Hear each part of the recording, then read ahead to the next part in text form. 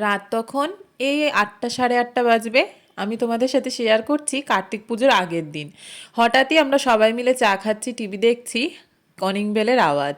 দেবু দরজা খুলে দেখে যে কার্তিক ঠাকুর বসে আছে। আর এই কার্তিক ঠাকুর দিয়েছে আমারই এক ভাই দীপঙ্কর, ও আর ওর বন্ধুরা সবাই মিলে এসেছিল।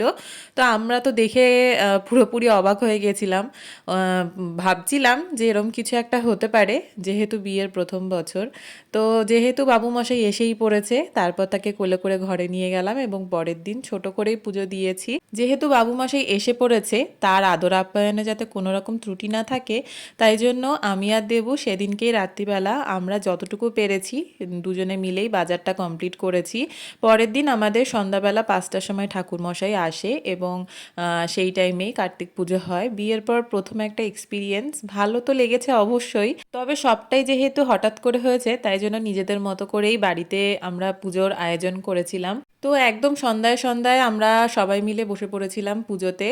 আর দেবু দেখো ইয়ার্কি ফাত্রামি সেই রকম করেই চলেছে। ওর এটা বদ অভ্যাস, আমি যখনই ভিডিও করব কিছু একটা অন্যরকম অঙ্গভঙ্গি করবে যাতে আমার ভিডিওটার ভিতরে এরকম একটা কিছু হয়। যাই হোক, পুজো আর এখন আরতি চলছে।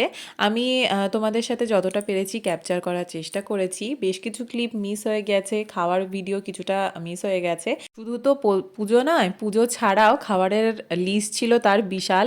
তো আমরা যতটা পেরেছি সেদিনকে চটজলদি করার চেষ্টা করেছি। তো আমাদের এক দাদা এসে খিচুড়িটা করেছে, আর মা আর মাসি দুজন মিলে ফ্রাইড রাইস, আলুর দম, বেগুনি, চাটনি, পাঁপড় এগুলো করেছিল। ছোটোর মধ্যে দিয়ে পুজোটা বেশ সুন্দর করে হয়েছে। সব কিছু ঠিক থাকলে 3 বছরে আবার একটু ভালো করে বড় করে সবাইকে নিয়ে করার ইচ্ছে রইল। জানিও কেমন লাগলো।